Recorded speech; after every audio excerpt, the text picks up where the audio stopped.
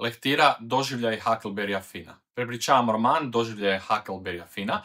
Moj kratak sadržaj stane nekih 15 minuta. A na kraju svega zaključak s idejom, pa ostanite do kraja. Pozdrav svima, ja sam Filip, kralj lektira.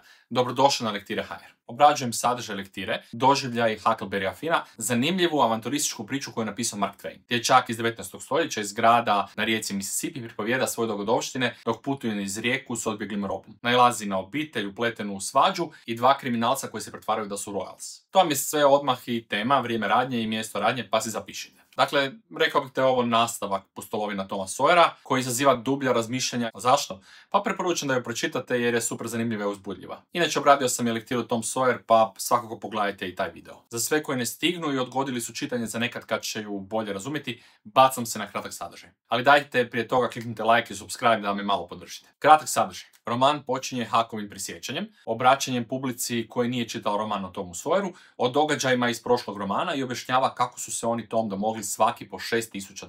Huck objašnjava da ga je udovica Douglas uzela pod svoje ne bi li ga civilizirala i opisuje kako mu teško pada učenje lijepog ponašanja. Priča o tome kako je zapravo mnogo više uživao u svom prijašnjem životu, spavanju u šumi, psovanju, pušenju i da se teško privikava na novi život odlaska u školu, čitanja Biblije s udovicom Douglas i njenom sestrom gospođicom Watson. Njih dvije mu pripovjedaju o religiji, katolicizmu, ali svaka ima vlastitu interpretaciju priča o Bibliji, pa tako gospođica Watson često govori o paklu i kažnjavanju grešnika, a udovica se puno više osvrće na onaj ljepši dio religije. Ako govori gospođici Watson da bi više volio ići u pakao, a još ga više razveseli kada mu ona kaže da Tom Sawyer sasvim sigurno nakon smrti ide u pakao. Tom nagovara Hucka, koji sprva bježi od udovice, da joj se vrati i upristoji i da će, ako tako učini, osnovati razbojničku družinu i pozvati ga u nju. Huck tako i čini i Tom ga zbilja jedne noći poziva na prvo okupljanje. Na putu nalete na Jima, roba udovice Douglas, koji čuje neko komešanje u mraku, pa dječaci moraju pričekati neko vrijeme da on ode. Jim odluči sjesti točno između Toma i Hucka i dok čeka da se neko opet oglasi, zaspe. Tako dva dječaka uspiju uzeti nekoliko svijeća za svoj prvi sastanak. Na sastanku koji se održava u nekoj špilji pojavi se 4-5 dječaka,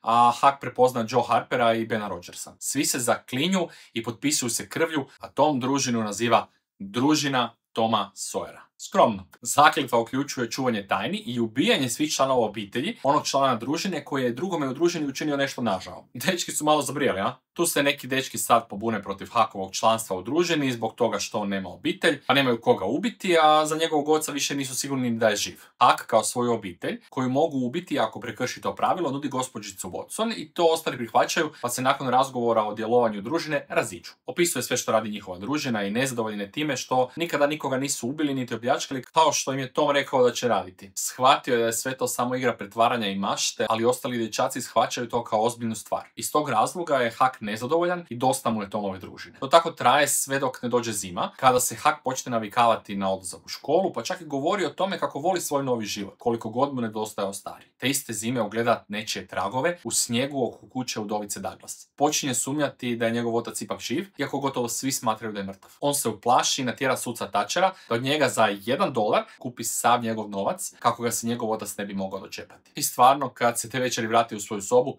tamo sjedi njegov otac. Njegov otac je propalica i alkoholičar, pa ga ljuti to što Huck sada ide u školu i zna čitati i pisati. On to vidi kao da njegov sin pokušava biti bolji od njega i naređuje mu da prekine sa školovanjem. Nakon nekoherentnog govora o školi, otac otkriva pravi razlog svog dolaska u grad. Čuo je od nekog da Huck ima puno novaca. Eto ga na, bio je u pravu.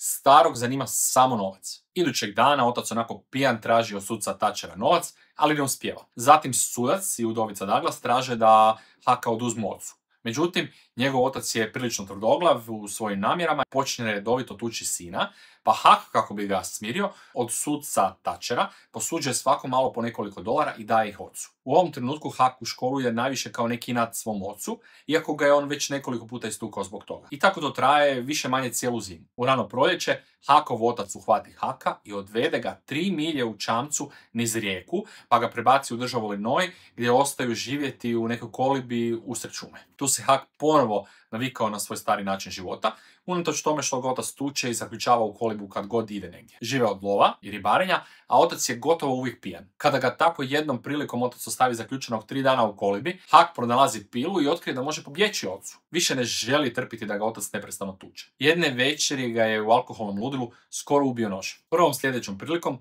Huck traži način na koji će mu pobjeći. Kada njegov otac ponovo ode u grad, Huck potrpa sve stvari u čamac koji je prije nekoliko dana pronašao na rijeci i zaplovi niz rijeku. Prije toga izlažira vlastitu smrt kako bi naveo oca da pomisli da su došli razbojnici koji su ga ubili i opljačkali kolibu. Uskoro ga čitavo mjesto traže. Svi misle da je mrtav. Huck čak vidi kako ga po rijeci traže Tom, njegova teta Polly, sudac Thatcher i još neki poznanici. Huck odlazi na Jacksonov otok jer računa da tamo trenutno nema nikoga. Na otoku se utabori i odlazi istražiti šumu. Skuplja jagode i bobice pa naleti na logorsku vatru koja se još dimila. Iako ima pušku i može se obraniti, uplaši se i brže bolje se sakrije na drvo. Nakon dugog čekanja odluči da ipak mora provjeriti tko je s njim na otoku jer nema drugih mjesta za skrivanje sada kada ga svi traže. Kod sljedećeg izviđanja Huck shvati da je s njim na otoku ni manje ni više nego Jim, rob udovice Douglas. Jim mu objasni da je u bijegu zato što ga udovica htjela prodati u New Orleans za $800. Preklinje Hucka da ga ne izda, a ovaj mu obeća da neće. Huck s Jimom podijeli svoj obrok i njih dvojica odluče da će ostati zajedno. Borave na otoku nekoliko dana, a onda Hucku dojadi biti tamo pa odluči otići u grad da izvidi što se tamo događa. Jim mu predlaže da se maskira u djevojčicu kako ga ljudi ne bi prepoznali. Huck to i učini. Kada stigne u obližnji grad, od neke žene koja se zvala Judith Loftus, saznaje da je Huckov otac optužen za ubojstvo sina, ali da su se predomislili kada su shvatili da je rob udovice Watson pobjegao iste noći, pa sada misle da je Jim ubojica. Žena na kraju shvati da Huck nije djevojčica, pa i on ispriča neku izmišljenu priču od kuda je došao. Žena se čak sažali nad njim i da mu nešto hrane za ostatak puta. Na kraju mu priča da njen muž i još neki ljudi idu večeras oko ponoći na otok, jer je ona neki dan vidjela dim, pa je pretpostavila da se odbjegli rob tamo skriva. Oni žele prvi uhvatiti Jima jer se za njegov pronalazak nudi $300. Huck ipak uspije doći do Jima prije njih, pa potrpaju sve što imaju u čamac i otplove dalje niz rijeku. Sljedeći grad, kraj kojeg prolaze, je St. Louis, kamo odlaze u kupovinu. Ali na povratku čuju neke glasove. Huck ubrzo otkriva da su to 3 razbojnika. Jim i Huck ih susreću na rijeci. Huck čuje kako žele ubiti trećeg, ali su odlučili ostaviti ga na tom čamcu i čekati da se sam utopi s olupinom, jer zapravo nisu htjeli nikoga ubiti. Huck odveze čamac i spriječi utapanje. U međuvremenu Jimova i Huckova splav otplovi. Otkačila se, pa su svakako morali doći do čamca koju su imali razbojnici. Uspjeli su ga uzeti. Sljedećeg jutra krenu pregledavati stvari koje su posudili od razbojnika i prilično su zadovoljni onime što su našli. Žele stići do Kaira, međutim spusti se gusta magla o kojoj se na jednu noć čak razdvoje. Ali Huck ipak uspije pronaći Jima. Zafrkava Jima i govori mu da on nije vidio nikakvu maglu i da je Jim to sve samo sanjao. Jim je zbunjen, ali kroz razgovor shvati da Huck sve izmišlja, zbog čega se ne ljuti. Hucka je sada sram zbog toga i odluči da više nikad neće lagati Jim. Nakon toga ponovo traže Kairo, a Hucka u isto vrijeme peče savjest. Pita se je li pogriješio s tim što nije prijavio Jima. Puno razmišlja o tome, a onda odluči da će ga pri sljedećem njihovom pristaništu otići prijaviti. Međutim, prije toga sretnu još jedan čamac na kojem se nalaze 2 čovjeka. I evo nas na pola puta, vrijeme je za pauzu. Dok ja pijem vodu, vi nabacite jedan like i subscribe, jer ako vam ja neću prepričavati lektire, tko će?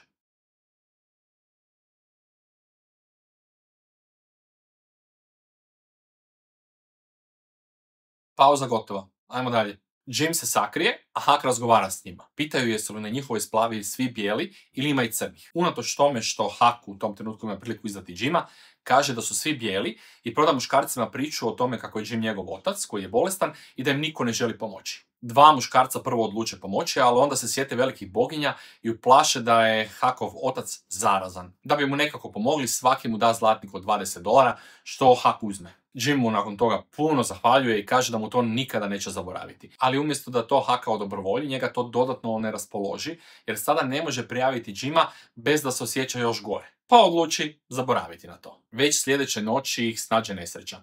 Nalete na brod koji je prošao točno pored njihove splavi i rasjekao je. Oni na vrijeme skoče svaki sa svoje strane i spase se, međutim Huck više ne vidi Jima jer je mračno, a mora plivati na obalu. Kada dopliva na obalu, okruže ga psi, a uskoro se pojave neki ljudi koji ga ispituju o nekim Shepherdsonima, je li on Shepherdson. Huckleberry nema pojma o čemu oni pričaju i kaže da ništa ne zna i predstavi se kao George Jackson, a ovi zaključe da zaista nema veze s njima jer ne izgleda kao što bi izgledao neki Shepherdson. Prime ga u kuću, daju mu čistu odjeću i nahrane ga, pa je Huck sretan. Neko vrijeme ostaje u toj obitelji pukovnika Grangerforda, tamo prilično dobro živi, pa čak dobije vlastitog groba. Ubrzo saznaje da Grangerfordovi vode krvnu osvetu sa Shepherdsonima i da se međusobno ubijaju zbog nekakve parnice koja se dogodila prije 30 godina, a danas se više niko ni ne sjeća što je bio razlog parnice. Haka jednog dana zaustavi njegov rob i odvede ga u šumu da mu pokaže leglo vodenih zmija. Hak pođe za njim iako ga ne zanima previše, a na kraju ga njegov rob zapravo vodi do Jima. Obojice su jako sretni što su se ipak pronašli, pa ga Hak počne ispitivati u tome što se dogodilo s njim one noći i kako je dospio ovdje. Jim mu sve detaljno ispriča kako je preživio u šumi, čak je popravio njihovu splav. Hak želi odvesti Jima među Grangerfordove. Međutim, njihova kćer, gospođica Sofija, pobjegla je s Harnijem Shepherdsonom. On još želi prebaciti preko rijeke da se tamo vjenčaju. Cijela obitelj se diže na noge i žele ubiti mladog Harnija.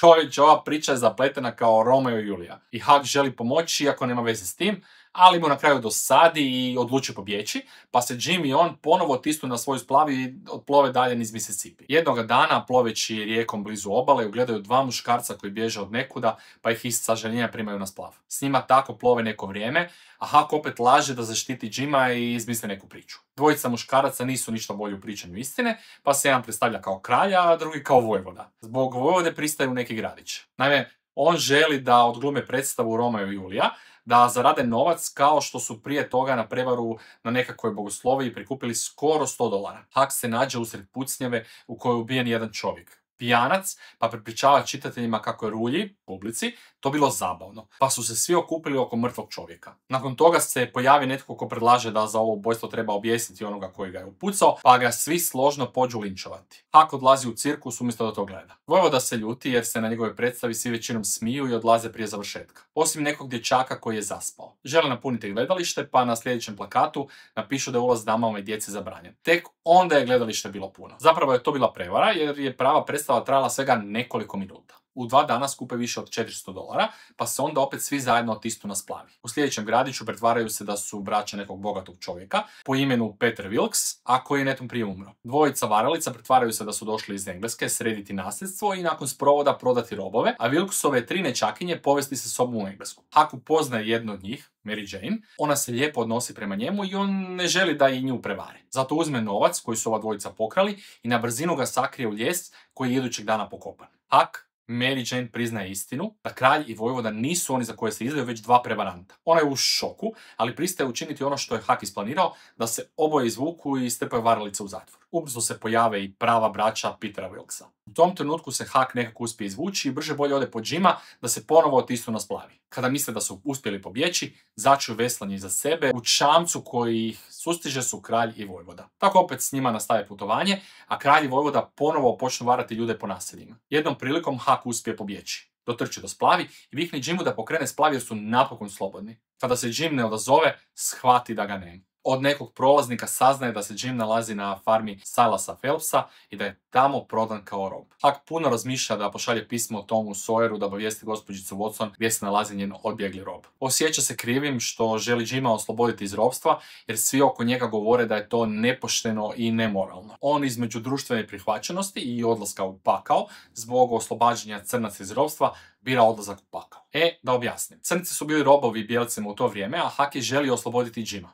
Jim je zapravo bio vlasništvo gospođice Watson, a oslobađanje robova je značilo ići u pakao. Zato je Hak radije odlučio osloboditi Jima i ići u pakao, nego prihvatiti ropstvo. Tako odlazi na Phelpsovu farmu, gdje ga zamijene za Toma Sawyera. Teta Sally je naime teta Toma Sawyera i on je tog dana trebao stići na farmu. Kada Hak skuži za koga su ga zamijenili, shvati da mora presresti Toma i objasniti mu situaciju. Tako se Tom predstavi kao Sid Sawyer, njen drugi nećak. Teta Sally ništa ne primjećuje jer godinama nije vidjela nećake. Tom odluči pomoći Haku da oslobodi Jima iz ropstva. Shvate i gdje drže Jima jer jedan od robova nosi hranu na tom mjestu. Planiraju osloboditi Jima tako da iskopaju tunel, a Jimu kažu da se pravi da ih ne poznaje. Osmišljavaju čitavi plan za koji im treba dosta truda da ga izvedu bez da ih uhvate. Kradu žlice i plahte tete Sally, ali ona shvati da nedostaju pa se moraju nekako snaći. Tako naizmjenice dodaju i oduzimaju žlice i plahte, dok ona više ni sama ne zna ni koliko ih je, pa ubrzo odustaje od njihovog brojenja. Jimu stave štrik u kolač koji su sami ispekli. Zatim pošalju anonimno pismo da opasna razbojnička družina dolazi oteti crnca kojeg su zatočili. Zato je kuća sljedećih dana puna naoružanih ljudi, pa Tom i Hak odluče da moraju pobjeći s Jimom prije nego stvari eskaliraju. Uspiju pobjeći s farme, ali je Tom ozlijeđen kod bježanja. Hak odlazi potražiti doktora, ali ponaša se previše sumnjivo, tako da čovjek shvati da se nešto događa. Već idućeg dana su Tom i Jim uhvaćeni. Neki su htjeli objesiti Jima i tukli su ga, ali se doktor zauzeo za njega. Tom zatim prizna teti Sally da su upravo oni oslobodili Jima, a zatim u sobu ulazi njegova teta Polly, koja razotkrije njihove prave identitete. Huck saznaje da je gospođica Watson umrla prije 2 mjeseca i oporučno oslobodila Jima. Tako su Jima oslobodili, obukli ga i još se bolje ponašali prema njemu kada su saznali koliko je pomogao doktoru da spasi Toma. Huck saznaje i da mu je otac umro, što za njega znači da ga se više ne mora bojati, ali istovremeno se premišlja da pođe s Tomom u Indijance jer ga teta Sally želi civilizirati. Zaključak. To je to. Stigli smo do kraja ove zanimljive pustolovine i jedne od najpoznatijih knjiga za djecu. Ono što je najvažnije u ovoj priči, a i sama ideja ili moral priče, je taj da većina ljudi ne preispituje moralne i etičke ideje svoje kulture. Na isti način, riba ne shvaća da je mokra. Jedna od najvažnijih lekcija koju nas Huck uči jest da odrasli nisu uvijek u pravu sa svojim razmišljanjima i odlukama i da treba preispitivati moralne i etičke ideje kulture, pogotovo kad imamo osjećaj da je nešto krivo. Hemingway je rekao da američka fikcija počinje i završava s Huckleberryjem Finnom i bio je u pravu. On zaranja u pitanja kao što su rasizam, prijateljstvo, rat, religija i sloboda s neobičnom količinom bezbrižnosti. Nekoliko scena u knjizi su stvarno humoristične, ali kad završite knjigu imate osjećaj da ste pročitali nešto duboko umno. Definitivno smatram da je ovo knjiga koju bi svako trebao pročitati. Za još lektira lajkajte, subscribe-te se i podijelite video s friendovima jer i njima sigurno treba pomoć. Do sljedećeg čitanja, pozdrav od Kralja lektira.